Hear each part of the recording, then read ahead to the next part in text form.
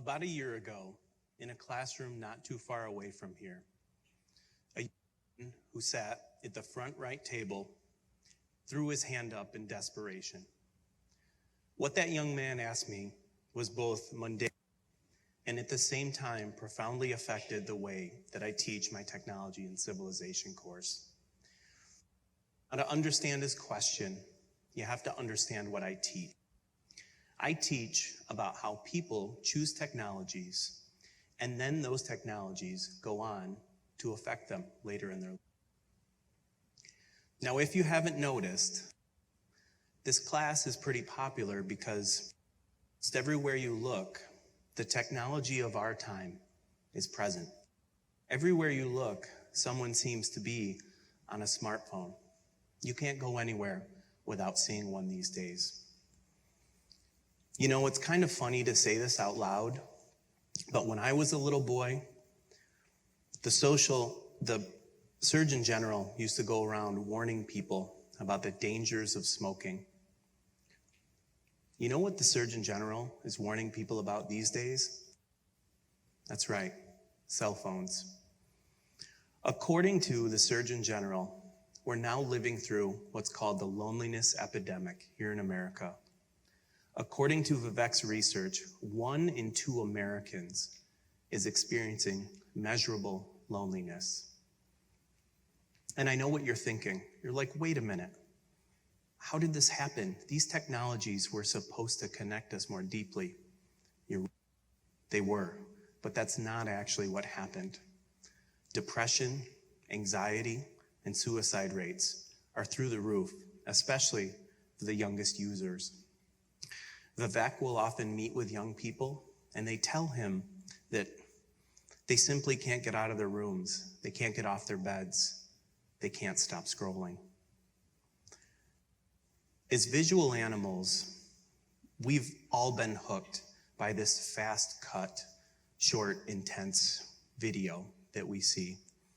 And the bad thing about these technologies is we know that bad news travels about 6 times faster and farther than good news. So anytime you do go on your smartphone and you're on social media, you leave feeling worried, anxious, or depressed. Sometimes I feel like a dystopian movie. When I walk around the world, I sometimes feel like I see people either with their headphones or with their cell phones out or some combination of both. And outside of my classroom, I have benches. And sometimes before class, I'll look outside and I'll see those young people sitting there scrolling on their phones, not talking to each other, simply using. And I know that's really bad. I've been a lifelong educator, and I know you have to feel safe to learn. And so my students weigh themselves down with the weight of the world before they come in to actually learn. And I know this is really, really bad. We have to feel safe to learn. And as social animals, we need to feel connected. We need to feel good. And these technologies take that away from us. We don't feel good when we're not connected. Now, in the 1990s, I remember a movie called Terminator 2. It was one of my favorites. It was a blockbuster movie. I loved it. I love action movies. And in this movie, we were fighting robots for our lives. Now, when I was young, I thought I had to wait for the robots to appear for the war to begin. But as I've gotten older, I realized that we live in the digital information age, and maybe the war has already begun. The battlefield is from the tip of our nose to the face of our screen. It's about 12 inches deep. And the battle isn't between us and robots for our lives. It's actually between our brains and artificial intelligence, which increasingly runs these technologies. And the prize is for our attention. Now, I think right now, AI is clearly winning the first battle. Some of our best minds and thinkers believe that AI has the possibility to change our world as profoundly as the Industrial Revolution. I think it's going to change the world faster than the Industrial Revolution. Instead of 200 years, it's only going to take 20. And that really scares me because despite what anybody might say, human beings do not like rapid change. It's scary to the human animal. And our lives now change more in a month than our ancestors did their entire lives. We were actually warned about this. In 1922, there was a sociologist named William Fielding Ogburn, and he wrote that technology simply moves too fast for our habits, our cultures, and our way of lives to actually keep up. And what he said was, eventually, this would cause stress, disorientation, and ultimately, chaos. Now, what if our technologies are getting so good that they're actually hurting us? Recently, I read a book by Michael Easter, and it's called The Comfort Crisis. And the premise of this book is very simple. Maybe our technologies are making life so easy and so convenient and so fast that it's actually hurting us. We actually evolved to live on Pleistocene savannas. We were meant to hunt and dig and scratch and fight to find food. And our brain chemicals were tuned to do this exact thing. We kind of take it for granted today, but we can literally lay on our couches watching thousands of hours of streaming TV and movies. And if we're hungry, we can simply scroll right on the TV and have our food delivered. We never have to go shopping. We don't have to put on an apron. We don't even have to clean up because we never made a mess. Everything can be delivered to us. Have you ever heard the saying, there's an app for that? So this is what I try to teach. I try to teach the balance. You can't have the pleasure without the pain. You can't have godlike technology on one side without suffering, at least at first, on the other. And if we're all honest, human beings are fallible creatures. We make mistakes. We don't always get it right at first. And on our way to that utopia, we're going to make some mistakes. We all know this. So, when that young man threw up his hand in my classroom that day, what he stammered out was something to the effect of, what do we do? What do we do? And I think what he was asking me for was advice. He wanted something prescriptive. He knew he was going to live through this incredible time of human progress and change, and he wanted to know how to survive. But I had spent 15 weeks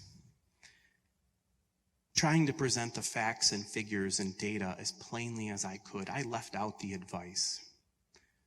So what I'd like to do with you all here today is I'd like to fix that problem. I'd like to give you all some advice about how to survive through this incredible time of human technology and progress. Number one, I think Kurt Vonnegut said it best when he said, artists are the canary in the coal mine. So humanity has this really incredible thing built right into us. We have this class of artists that do this really incredible thing. They're sensitive in ways that we are not. They're kind of like those little birds that we carried down into those mines, and they test the air. They're like an early warning system for humanity. And if we're really honest, to fight something, you have to know where it lives. You have to see it. You have to notice it. And this isn't our fault. We're busy. We're living our lives. We're putting food on the table. We're getting our degrees. We need artists. And what they do is really important. Number one, They tell us the things we can't see, but I think more importantly, they tell us the things we'd rather not see about ourselves, and they infuse that into their work. So on a prescriptive level, what am I saying? I'm telling you to read books, watch films, go to museums, watch a TED Talk or 6. I know you all have the time because the average social media user spends about 4 to 7 hours per day on the device. So that's my advice. Seek artists. Number 2, nature will never fail you.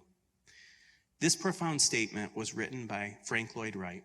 Frank Lloyd Wright was a famous architect, and if you've ever toured one of his buildings, I think it's about as close to genius as we can ever get.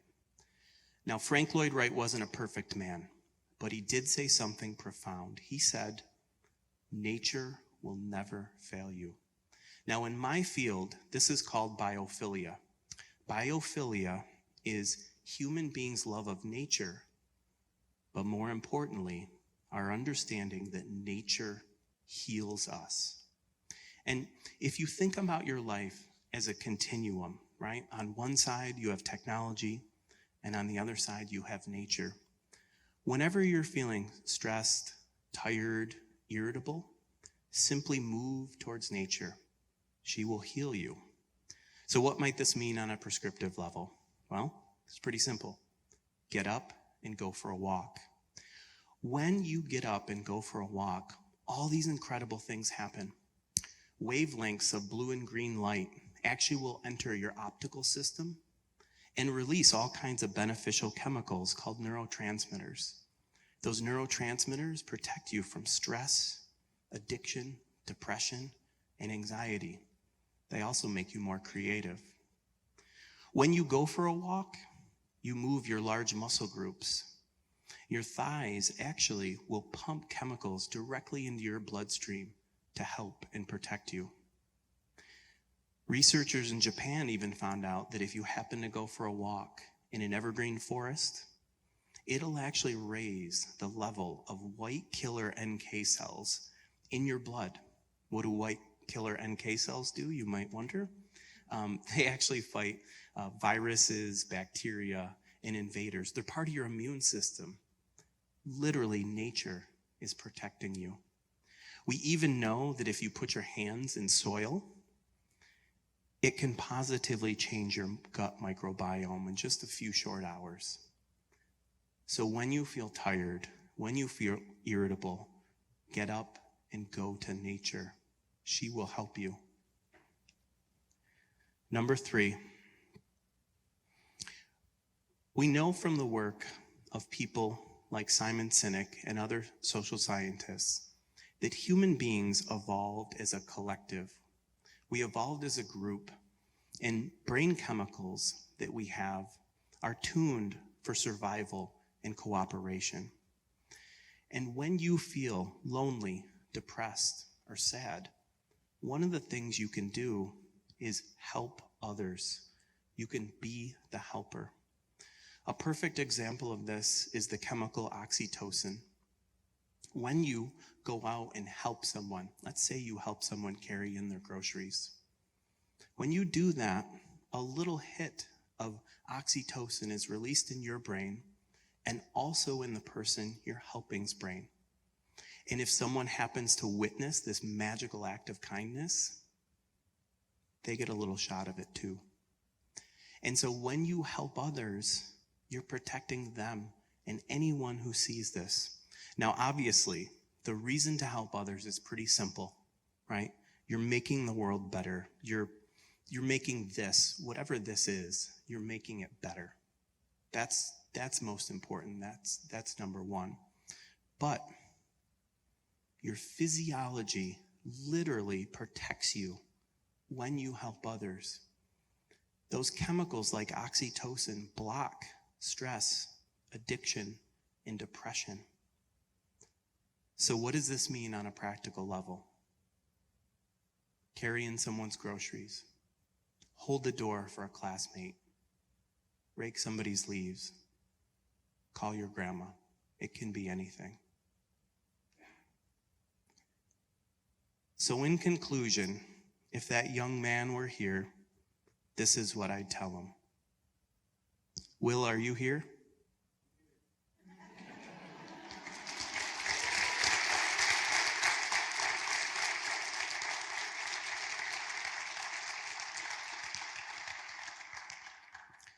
Will, here's what I tell you. Technology will surely change your life, and it's going to be a little rough on the way to the utopia. And I think it's going to move pretty fast from here on out. So when you feel a bit lost, read books, watch films, listen to the artists.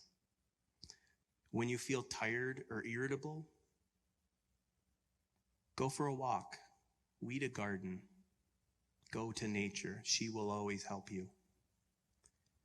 And when you yourself are lonely, depressed, sad, help others. Call your grandma. Carry in somebody's groceries. Be a really good listener. Thank you.